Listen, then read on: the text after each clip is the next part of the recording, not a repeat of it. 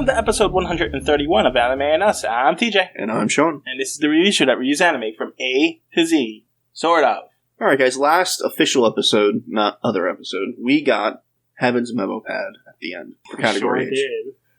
Did. It's a Japanese light novel series written by Hikaru Tsuji. They translated it into a manga in 2010 and a 12-episode anime series in 2011. I guess that's that. That's that. Want to just jump into the premise? It's a bunch of kids that play detective, and whenever something comes across that's a case that's interesting, they solve it. Sort of. This felt like a response to a negative reaction to the neet culture in Japan. Yes, it did. And more than just neat shut-in culture, too, because shut-in is a thing where you just stay home. You're essentially homeless, but you're living with your parents, so you're not homeless. And that's actually something I wanted to talk about. Okay. So, the main character, I forget her name. Alice, maybe? Is it Alice? I forget her name. Young girl, looks to be 12. She's probably older. She's a neet, which is like... from what I remember, no job, no school. Yeah, so you're just at home. Well, or on the streets being a gigolo, apparently. Yeah. You're just no job, no school. So you could be, You could just be, you're just doing being in whatever. a gang. Yeah. Apparently. We'll get into that. And a mix, she seems to be a mix between that and what they call a shut-in over there. A shut-in is, I kind of said it already, where you're just kind of at home, not working like a neet, not going to school like a neet, and you just stay home. And the difference is that she stays home. She never leaves, except for like one or two incidences. And she doesn't want to leave. Like, they do a baseball game in the last few episodes, and she's like in the car, surrounded by her stuffed animals. She won't get out of the car. Well, doesn't she take compensation for her jobs for a detective? Wouldn't that count as a job? I think I think it doesn't count because she never says beforehand, hey, I'll take your case, but you gotta pay me. It's more like, I'll solve your case, and then as gratitude you give me something, but it's never formally said. Oh. I think it's more like that. Okay. But I wanted to talk about the shut-in thing for a moment. Okay, go ahead. Because everyone talks about, and this is not the place for this conversation, everyone talks about how homelessness and all that, obviously this conversation we had, but how Japan doesn't have any homeless people. They technically have some, but it's very, very, very small amount. Bullshit, they have shut-ins. It's the same thing. You're living at home in your mom's, bedroom or basement or whatever they have over there. You don't have a job, you don't go to school, you don't leave. Like, that's a homeless person that has family to depend on. You, they have homeless people. That's it. I'm done. Wow. They probably have a lot more homeless people. If you were to kick all those people out, they probably have a lot more homeless people than we have. Yeah, but are they homeless when their parents die to get that house? Well, I mean, if they own it. I mean, it's Japan, so it's mostly apartments and stuff. That's true, too. Maybe they could live off the life insurance. They have any. Anyway, back to the show. I mean, according to anime, all these parents work thousands of hours, so I'm sure they all have... I think it's just a trope. It's like, it's what people want, so that's what's going to be in anime. Because, like, this Alice girl's, 10 years old. Where are her parents? And who's paying for her rooms? Her apartment, her computers, TVs. Exactly. Anyway, so it's about a bunch of kids that are essentially playing detective. Not really, though. It's about the main character coming upon these people and just him. His experience with it. Yeah. So the show is two different stories. There's one story, which is they're going to solve some shitty little mysteries here and there. The second story is a well-adjusted high schooler getting f***ed mentally and becoming a neat and joining these kids. Yeah, pretty much. I like the second story a little better. But it only comes into play in the last couple episodes. It's almost like Watson the Sherlock Holmes, if you ever read those books. Because Watson is telling the story of Sherlock Holmes. You think Sherlock Holmes is the main character, but he's not. Because Watson is. And then he's dragged into this world of mysteries and drugs and anything else. And it's just like, it's kind of messed up. So, there's really only one thing to talk about, and that's the main character's story throughout the whole thing. The little detective things are dumb. There's nothing, they're just little, we're going to go find out what's going on with this prostitute. Yeah, there's a prostitution ring that happens, and then there's... My dad told me to, leave and gave me 200 million yen. And yeah, what happened? Yakuza's involved in it. Which was not resolved properly. We'll talk about that for a moment. And then there was a baseball game in the middle of one. Yeah. And then there was the drug one where... That was the last one. Last one. The baseball one was in the middle. The drug one was the last 3 episodes. Yeah, where one of the main characters decides to jump off a roof and tries to commit suicide. But they cop out on it because he survives it. Well, it wasn't really suicide. Well, no, but we think it is for a lot of it. Yeah. And then we find out it's not, but they don't go through with the death, so it's like, it made the whole thing pointless. Well, the whole thing was pointless anyway. But anyway. I mean, at least there would have been stakes if she would have died. Yeah. It's not like she's awake. She's in a coma, essentially, so... Yeah, no, but at the end, she wakes up. Oh, I didn't see that. Oh, you didn't see it? Was it after the credits or something? I don't remember. Maybe it was after the credits. I didn't see her wake up. They show her move her finger and then her open her eyes. Oh, shit. Yeah. Alright, yeah, no stakes. That's like... Anyway. And don't get me wrong, she's one of the two best characters in this show because she's at least normal. Mm-hmm. And... So there's the main character. Don't know his name. Then there's the girl that we were just talking about. Right. They're in high school for some reason. I can't remember. He ends up... They're in high school. Well, yeah, but for some reason, I can't remember why he starts hanging out with the new people. Because a woman jumps out of an apartment and... Oh, in front of him? In front of him, and then he tries to help them, and they get in his way. But why did he... But, so he gets in their way, they get in his way, whatever, and then they separate. How does he get back to them? Well, he meets the girl, and he's forced to join the gardening club with her, and I remember that. She works at the noodle shop that the woman owns. How'd he get there? I can't remember. She took him. She's like, let me show you this place. And then that's how he was introduced. And then he just kind of gets entangled in it. Yes, because he's... boring. You say he's well-adjusted, but he's also... Well... He's an enabler. Yeah. He's well-adjusted for, like, everyone else in this show. By comparison, he's the best. But, he's definitely an enabler. He just does what he's told. He's submissive as hell. Yes. He gets bullied by this 10-year-old girl the whole time. He ends up practically her slave. And, like, right at the end, she's like, alright, you can officially be my assistant. Right. At one point, she says, you can't even take my burdens. At most, you can help me 5% of the time. Yeah, it was weird. I didn't like this. There's just... All of it's dumb. None of it... These are completely one-dimensional characters.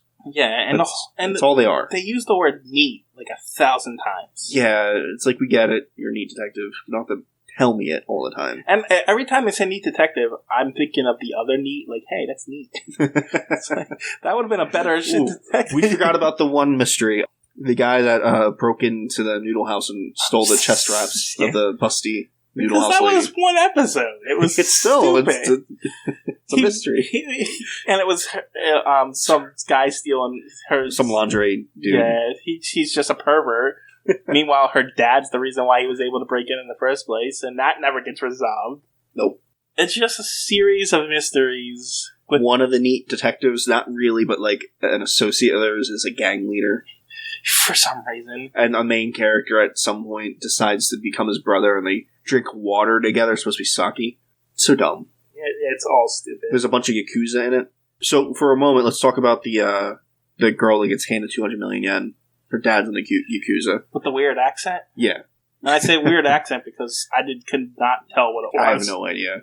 If maybe Filipinos or something, but it was strange. But my point is, at the end of the whole thing, the premise was the father was running some sort of laundering business for the Yakuza. For some reason or another, he gave her 200 million yen and told her to get lost. Yakuza is holding him captive. They want the money back. Yeah. They know she has it. Well, eventually, they free the father, and that's it. They don't get the money back.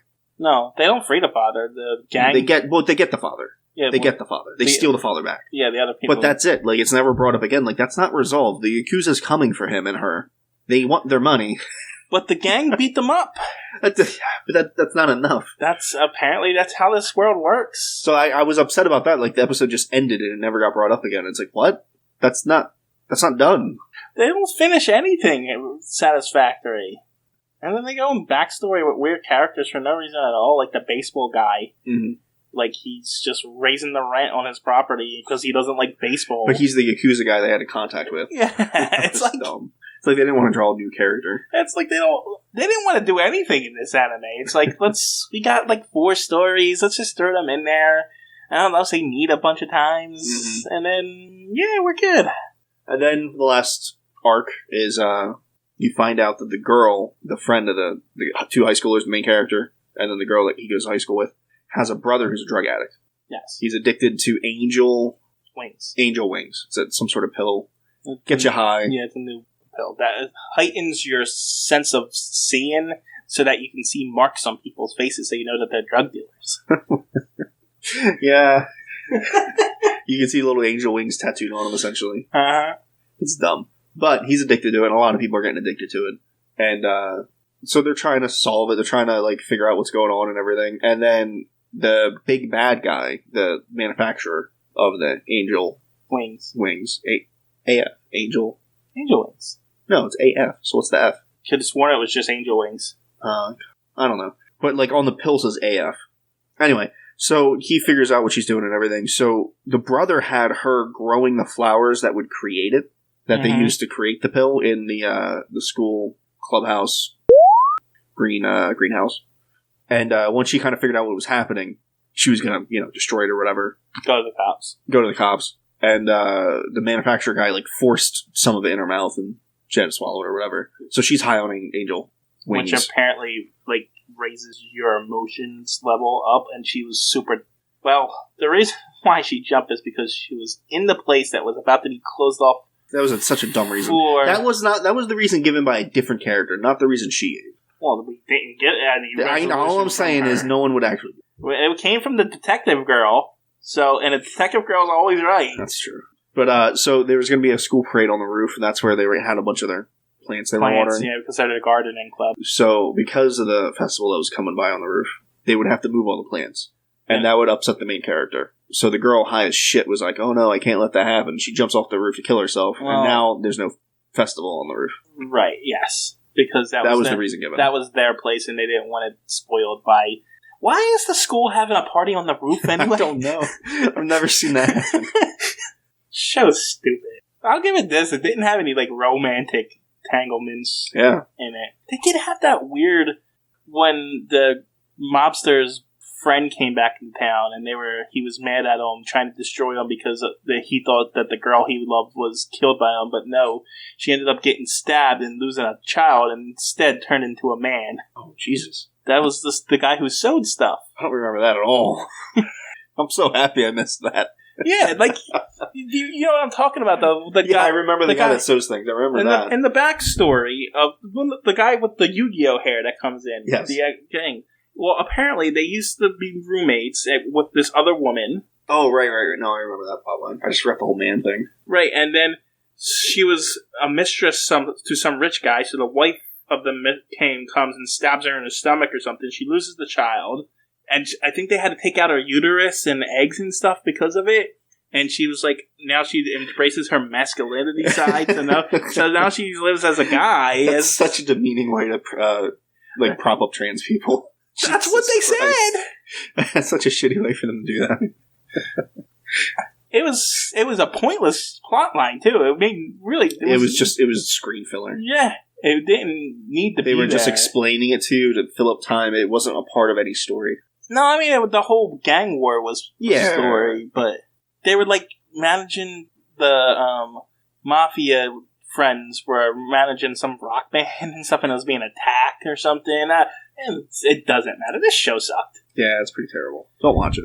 But then the girl jumps off the roof. You think she's dead for 2 episodes, and then in the last episode, it's revealed, like, not by telling you, just in a scene that she's alive in a bed, and she's got a breathing tube in her throat. Yes. And then I guess she wakes up because I didn't see that. Yeah, she does wake up. This is why you watch to the end. Yeah, sorry. I see credits, I'm out. You've been doing that more recently. No, I do it on purpose. It's not an accident. No, you've been staying past the credits. Oh, yeah, if it's decent or, whatever. Alright, so... You want to rate it first? 4? I wouldn't want to watch it again. I'm going 3. 3? I feel like 1 or 2 is interchangeable. Oh, no, you know why I wanted to give it a 3? I wanted to bring it up? Is because they didn't translate the text messages and stuff. Oh, but that was only a thing in the first episode.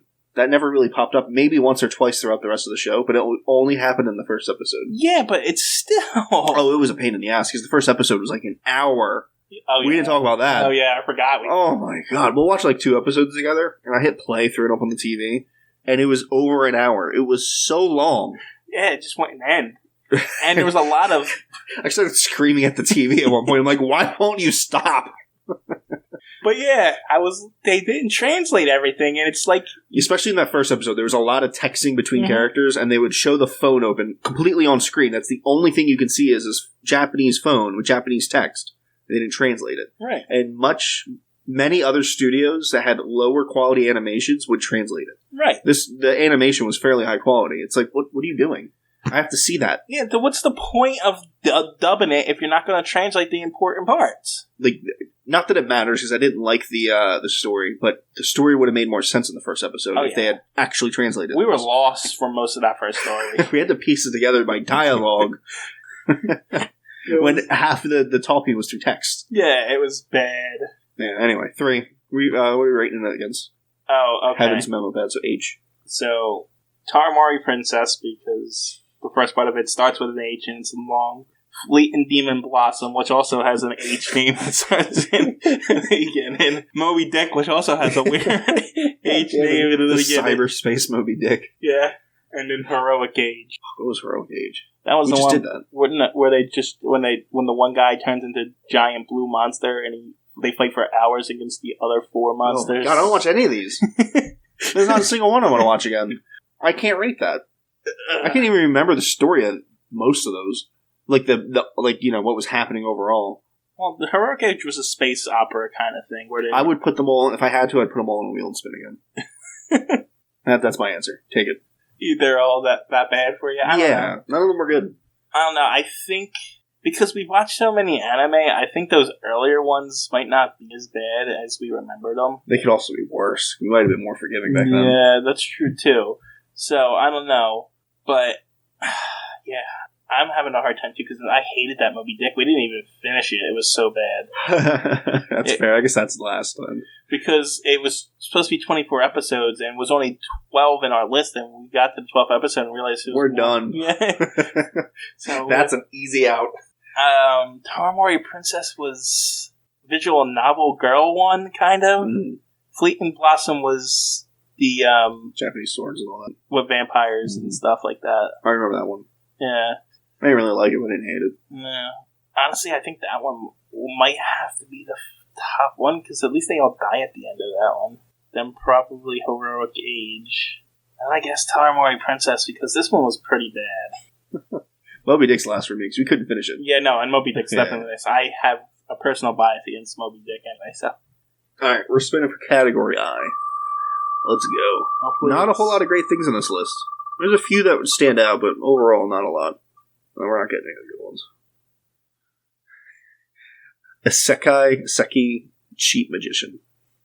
Okay. Right. Why couldn't we just get Initial D, for fuck's sake? 12 episodes. Box art is terrible. Well, not great. Oh, yeah, episodes. 12 episodes. Action, adventure, fantasy, they're not bad tags. Yeah. It might not be terrible. But you know what? It kind of looks like that stupid slime kind of genre. Well, Isekai, right? That's what it is. You get transported to another world. Yeah. Why it's not tagged here is weird, because it's in the title. A regular high school student. Oh, as regular high school students, Tachi and Ren disappeared in a beam of light. Okay. When they came to, the two of them were already in a world of swords and magic. Why is there so many of these? I don't know. Finally getting away after experiencing an attack by monsters, following the suggestion of adventurers, they headed on the path towards the guild. In the guild, the two of them found out that they possessed unbelievably powerful magic. Of course they did. Thus, the regular high school students transformed into the strongest cheats. That's all I have. Next episode, Seki Cheat Magician.